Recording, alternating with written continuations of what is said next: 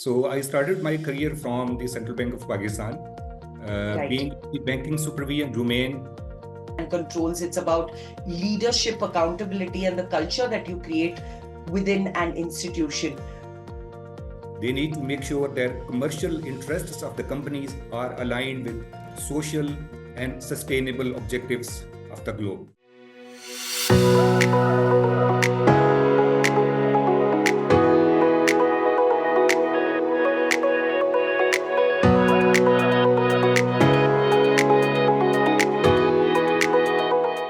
Welcome to FaceTime with Leaders, a podcast by Direcotrs Institute, World Council of Directors. I'm Priya George, and today we have the privilege of speaking with a leader who has spent over 2 decades shaping the future of banking governance, risk management, and compliance. With a career spanning top-tier institutions like HSBC, Bank Al-Falah, and the State Bank of Pakistan, Mr. Muhammad Shakil has been at the forefront of strengthening regulatory frameworks, mitigating financial risks, and fostering a culture of ethical banking. His expertise has influenced both commercial and central banking landscapes across South Asia and the Middle East, making him a trusted authority in corporate governance and financial oversight. Joining us today is the head of governance and control at Saudi Awwal Bank, a leader in financial risk and a firm believer in ethical banking, Mr. Muhammad Shakil. Mr. Shakil, it is an absolute pleasure to have you with us on FaceTime with Leaders. Welcome to the show. Thank you, Priya. It's my privilege to be invited for this podcast. And it's my pleasure to share my experiences with this esteemed community of corporate directors and business leaders. Absolutely. And we look forward to having a very insightful conversation with you. So without further ado, let's get straight to it. Mr. Shakil, with a career spanning over 2 decades across commercial and central banking, you've seen the industry evolve in remarkable ways. So if you were to look back at the early days of your career, did you always envision yourself in this leadership role, shaping governance frameworks on such a large scale, or were there any pivotal moments that steered you towards this path? Thank you, Priya, for taking me back to the origin where I started from. So I started my career from the Central Bank of Pakistan. Being the banking supervision domain, I was responsible for conducting on-site examination of different banks and financial institutions working under the umbrella of the central bank. Okay. So this exercise primarily hovered around reviewing risk management strategies of different institutions that ensure to comply with regulatory standards and best global practices. This unique learning experiences provided great insights at the beginning of career, plus invaluable exposure through interactions with the senior management of those institutions we were examining. So that's how I got exposed to governance, risk, and compliance world. And despite changing institutions across different parts of the world, I kept on growing within these areas. And today, I set my eyes, and I'm serving one of the top global financial institutions in the Middle East. Right. That's fascinating. And it's incredible how certain moments, whether planned or unexpected, can define a career and shape leadership styles. So, Mr. Shakil, you've spent years shaping risk and control functions across major banks and ensuring along the way that institutions don't just comply with regulations, but primarily operate with integrity at their core. So, given your vast experience, what guiding principles have shaped your approach to strengthening governance structures? And beyond policies, how do you ensure that governance isn't just a checkbox, but it is a culture that really influences decision making at every level? As you rightly mentioned, governance is not being a checkbox approach. It refers to the organizational culture and the approach the organization undertakes to manage its affairs in a highly structured way. So if we look at governance structure, an effective structure is comprised of certain pillars. The first being very clearly defined policies and procedures that outline roles and responsibilities of different stakeholders across layers of the organization. Then accountability and performance management system of the institutions to make sure there are checks and balances placed throughout the organization. Another pillar of an effective governance structure is how control functions within that organization's work. Especially, organizations must have a strong internal audit function to make sure that every activity, every function within the organization is subject to independent assessment and evaluation, and controls are assessed from different perspectives, and results are shared with the board. Right. Not last but not the least is effective communication. So having proper communication channels where communication free flows from bottom to top and vice versa is reflective of a strong governance structure in a financial institution or any entity for that purpose. Right. That your response really puts things into perspective. And like you mentioned, governance isn't just about systems and controls. It's about leadership, accountability, and the culture that you create within an institution, where you mentioned a very important point of clear communication. So thank you for your response. Moving on, Mr. Shakil, at Bank Dhofar, you introduce the compliance risk assessment framework, setting a benchmark as the first bank in Oman to implement such a structure. Now, that kind of initiative doesn't just happen. It takes vision, it takes perseverance, and I can imagine overcoming a lot of resistance along the way. So what was the driving force behind this initiative? I'm happy you picked it from my profile, and this is one of the accomplishments which I always feel proud of. So, Priya, traditionally compliance has been, a check-based activity where the same standardized approach used to be applied for every activity, every function within the financial institution. Having come from risk management background, my vision was to apply a pragmatic approach where a proper risk-based framework is implemented and activities, products, or functions are seen through compliance lenses based on the risks associated with those functions. If you look at a bank or a financial institution, you will find that there are certain functions that inherently are high risk. Investment banking function, for example, product development function, customer onboarding activity. These are certain activities which are having high compliance exposure.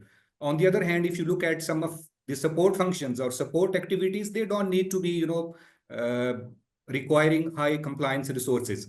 So our vision was to align those activities and function in a way that we spare specialized compliance resources, systems, and tools for those activities where bank gets the highest risk.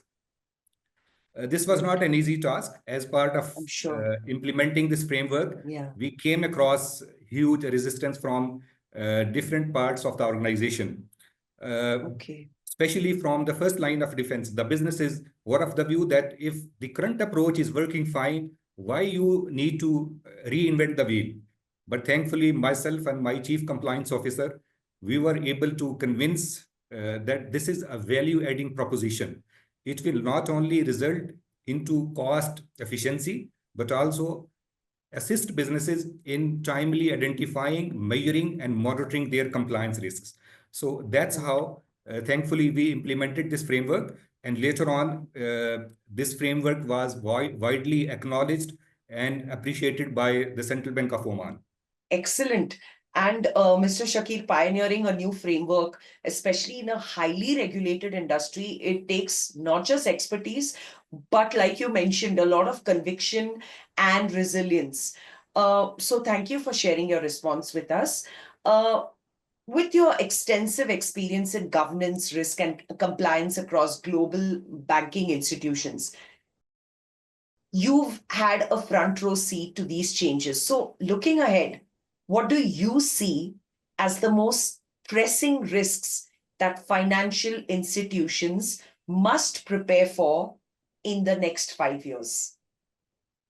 Very important question. If you look at financial sector, these institutions work in a highly dynamic and ever-evolving world. So every day we come across new challenges for the sector. So if we look ahead, I think there are certain key risks which would be requiring serious attention from the management and the board. First of all, data privacy risk. So with increased use of technology and fast-paced digitization within the financial sector, issues like cyber threats, deficiencies within data security controls are gaining huge attention from the regulators. If we see the recent trends, all the global financial institutions have been penalized heavily because of their deficiencies, in managing those controls. World over, governments as well as financial regulators are issuing stricter guidelines for banks to make sure that data privacy controls are put in place in a highly effective and structured way. Another risk which I see gaining huge attention is the third-party risks. So as we see, most of the financial institutions are outsourcing their operational activities and processes to specialized vendors. So with these arrangements, there comes new world of risks for financial sector. If, for example, if anything goes wrong with the system or process of the third party, it will directly impact the service offering institution. So that's why regulators are quite critical while approving, these third party arrangements, and banks are spending to make sure that a structured, highly resilient risk management framework is in place. Then environmental risks is another category. As we know that with the evolution of sustainable development goals, private sector is trying to align their commercial motives with societal and community interests. So that highlights environmental risks to be properly identified and embedded in the products and processes of financial sector. Not the least are macroeconomic uncertainties that add to financial crime compliance risks as part of macroeconomic framework across the globe. Right. And clearly your response indicates that the pace of change in banking is relentless, and the risks that you highlighted really show how institutions cannot afford to be reactive anymore. They need to anticipate and adapt, like you rightfully mentioned. Mr. Shakil, with a career that has spanned leadership roles in governance, risk, compliance across some of the most influential financial institutions, you've already made a lasting impact on the industry. But every great leader continues to evolve, such as yourself. So looking ahead, what are your personal or professional aspirations for the future? Do you see yourself stepping into more strategic boardroom roles, shaping policies at an even higher level?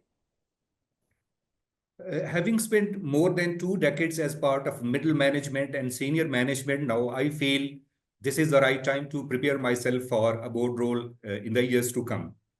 If you look at the corporate governance world across the globe, dynamics have changed. Now, corporate regulators are pushing companies and institutions to diversify their boards, to bring diversity and inclusiveness in the board compositions. This brings a lot of space for technical experts coming from accounting and finance, IT, cybersecurity, ESG, and risk management to bring those experts on the board, and they can play their role to make sure that there is independence of decision making, conflict of interests are managed properly, and minority shareholders' interests are safeguarded well. So with these changes, I think people like me who have technical expertise, if they prepare themselves, they can play their role sitting at the top, playing their contribution as part of strategic risk management and strategic decision making. Right, right. That's truly inspiring, Mr. Shakil. And it's one thing to have a successful career, but another to channel that success into something bigger. Whether it's guiding institutions from the boardroom or shaping the future of governance itself. And we wish you nothing but continued success in that endeavor. Thank you. Mr. Shakil, with your extensive experience in risk management and compliance, what do you believe are the most critical elements of strong corporate governance today?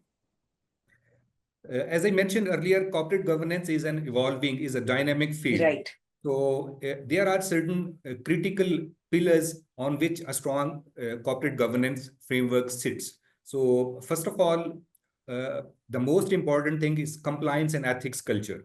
So tone at the top defines how values are embedded across organization. Then transparency and disclosures. With huge frauds in the early 2000s, regulators are very stern when it comes to making sure that companies and financial institutions are disclosing their accounting policies, their governance structures, their compensation practices, to make sure that all the stakeholders, primarily consumers, regulators, and investors, are well aware of those policies and those practices. ESG is another dynamic field.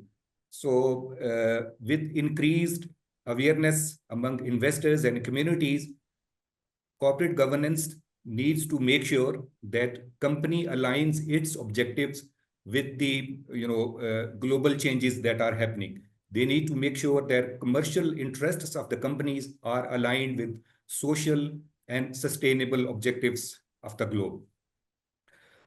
So these are some of the key factors which I think, if put in place properly, they form a strong corporate governance framework. Right. That's a very important perspective that you shared, Mr. Shakil. And like we've reiterated continuously through this conversation, that strong governance isn't just about ticking regulatory boxes. It's about shaping the integrity and long-term success of an organization. As we near the end of our conversation, Mr. Shakil, we cannot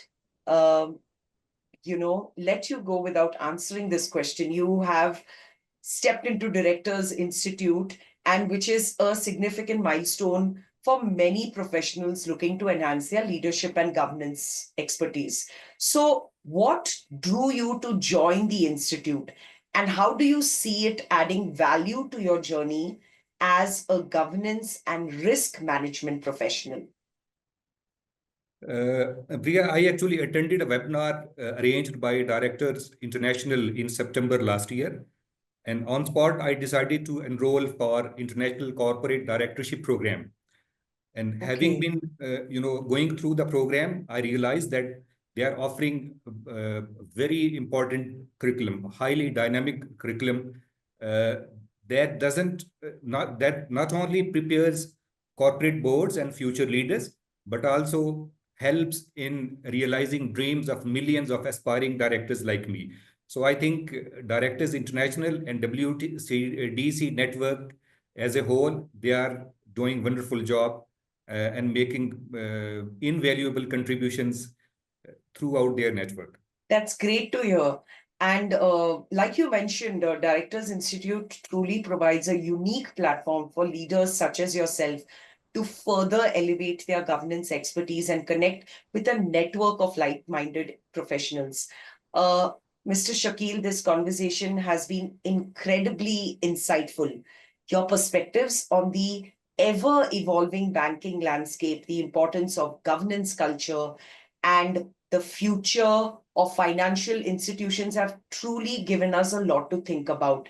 And before we wrap up, I'd like to thank you for sharing your time and wisdom with us today. It's been such a privilege to hear your experiences firsthand, and I have no doubt our listeners, whether aspiring leaders or seasoned professionals, will walk away with valuable insights. So thank you so much for being with us on FaceTime with Leaders.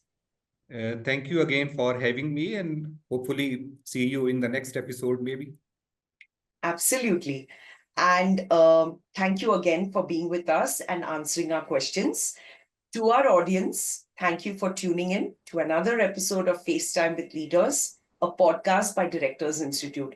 If you enjoyed this episode, don't forget to follow us for more conversations with industry pioneers, shaping the future of businesses, governance, and leadership. Until next time, keep leading with purpose and integrity. Thank you and take care.